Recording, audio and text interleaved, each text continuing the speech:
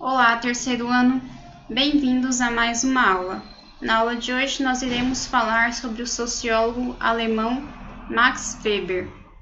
Então, vamos conhecer um pouquinho mais sobre o Weber. Então, Weber nasceu em 1864 na Alemanha. Então, ele vai viver a década de 60 do século XIX. Ele vai trabalhar em várias universidades e, mais importante ainda, ele vai trazer um novo método para estudar a sociedade. Como nós já falamos nas aulas anteriores, Max Weber vai ser um dos clássicos da sociologia, né? Um dos principais pais da sociologia.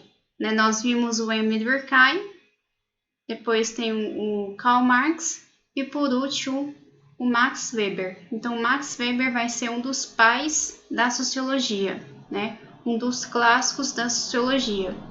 Então, Max Weber foi um pensador alemão dos séculos 19 e 20. Né? Então, Max Weber vai estar lá pensando o século 19 e o século 20 e trazendo grandes contribuições para o estudo sociológico. Então, Max Weber também terá grande atuação política. Ele vai participar ativamente do Tratado de Versalhes de 1919 e ele vai também participar da elaboração da Constituição da República da Alemanha.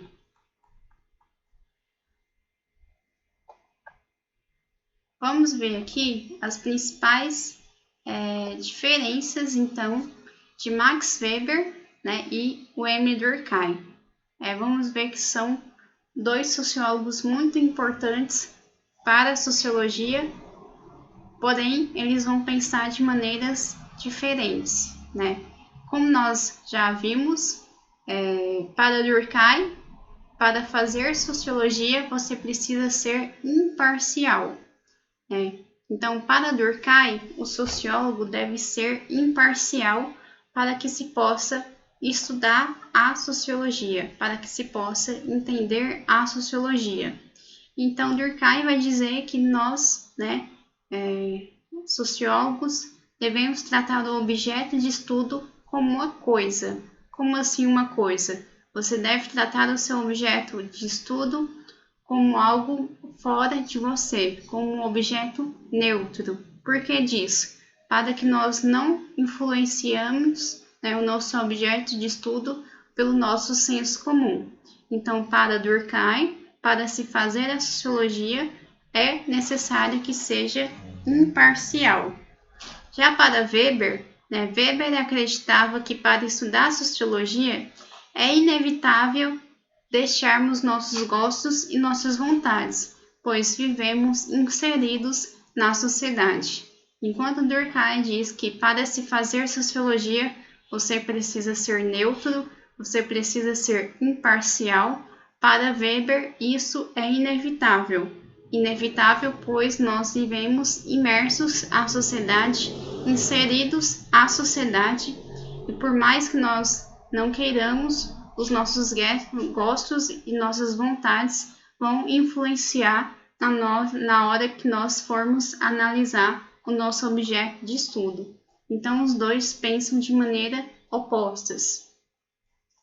Outra contradição é que Durkheim acreditava que as ações humanas aconteciam de forma natural, né?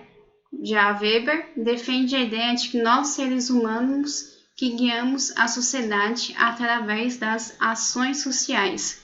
Então, Weber acreditava que cada ação que eu faço, né, que cada ação social que eu faço, eu levo em consideração outras ações sociais. Então, uma coisa me leva a outra, né?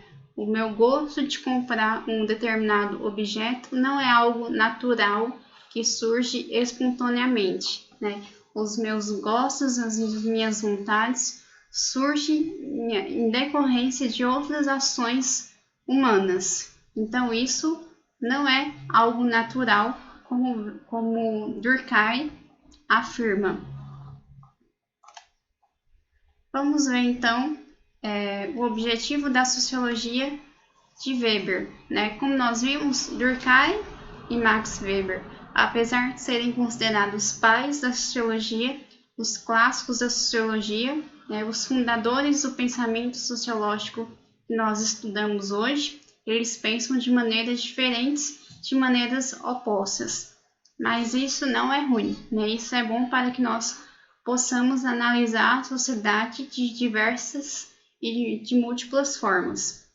Então, o objeto da sociologia de Weber, né? Diferentemente da sociologia de Durkheim, não consiste em explicar os fatos sociais.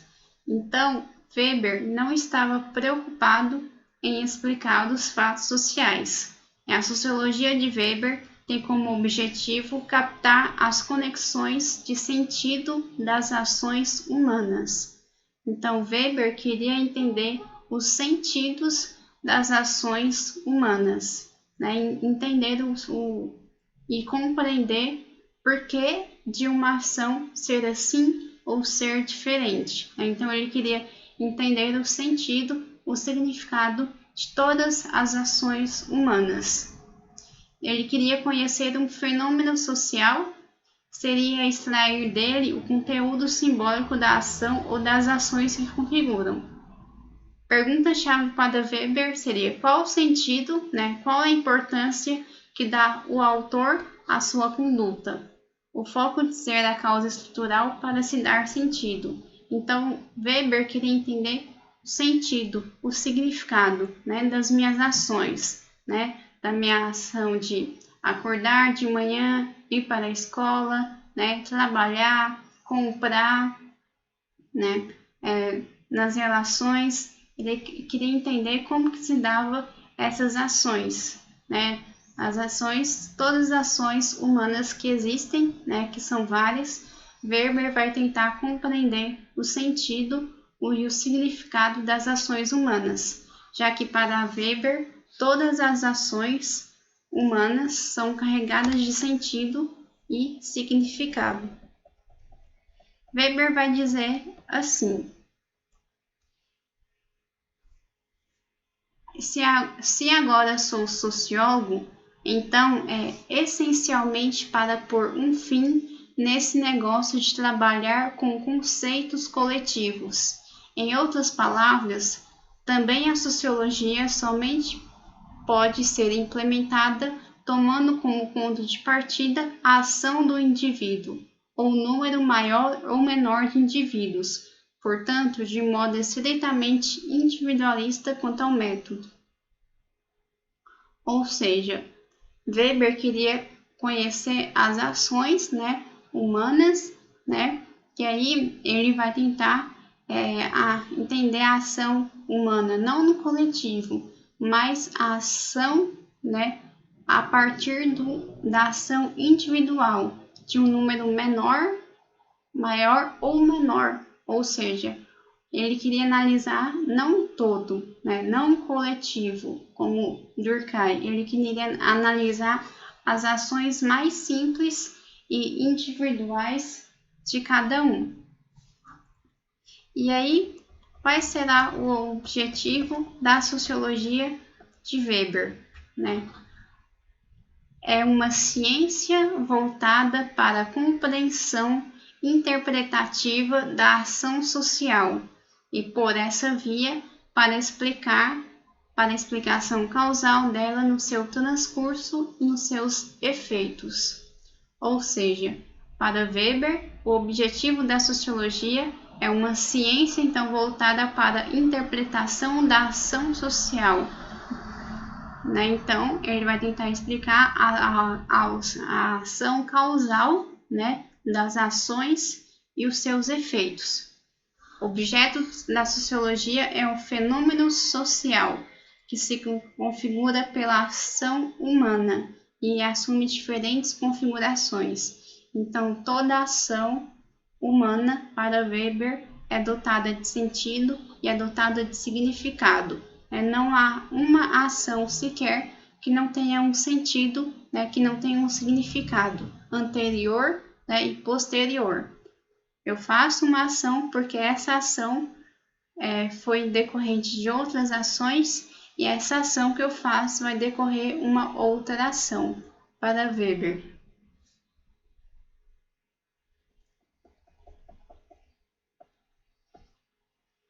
Então, a ação social. O que seria, então, essa ação social tão falada por Weber?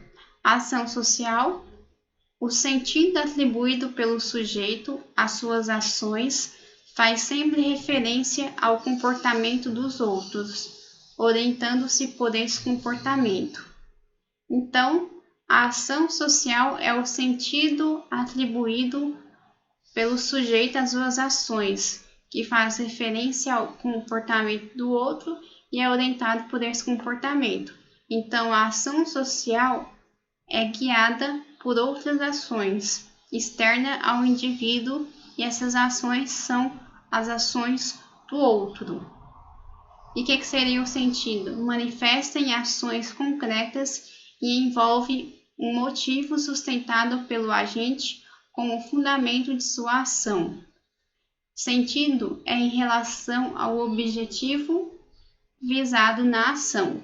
Então, toda ação que eu faço tem um sentido, tem um significado, né? Tem um fim, né? Esse fim pode se dar por diversas formas, pela tradição, pela emoção, pelos valores, pela ética. E aí nós vamos ver que Max Weber classifica as ações em 4 tipos. Vamos ver então quais são os 4 tipos das ações sociais de Weber.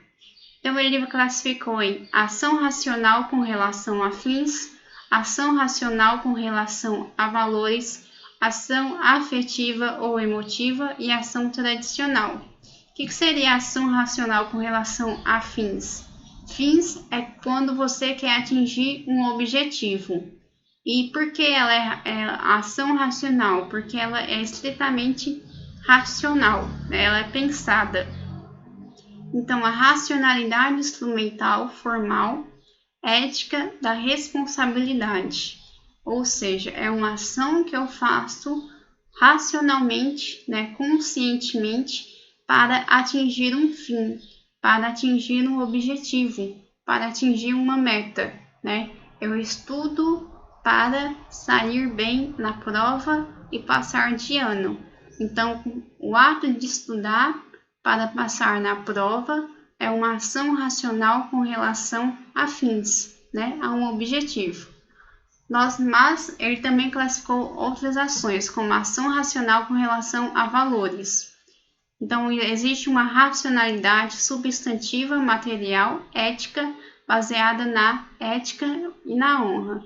É uma ação que eu faço racionalmente, não para atingir um fim, mas visando um valor. Né? O soldado que vai à guerra, ele vai à guerra sabendo que pode morrer, mas mesmo assim ele vai para a guerra, né, com o intuito de uma honra, né, um valor ético, né, honrar o seu país, a sua pátria. Existem as duas últimas ações que elas não são racionais. Então nós temos a ação afetiva ou emotiva, que é uma reação emocional, quando eu faço algo ligado mais por emoções, por sentimentos bons ou ruins, como raiva, ódio, vingança. E a última ação é a ação tradicional, que é ditada pelos costumes, por exemplo, ir à igreja aos domingos. Então, Max Weber classificou esses 4 tipos de ação: ação reacional com relação a fins, ação racional com relação a valores, ação afetiva ou ação emocional e ação tradicional. Na próxima aula, nós vamos ver mais exemplos sobre essas 4 ações divididas, né, e classificadas por Weber.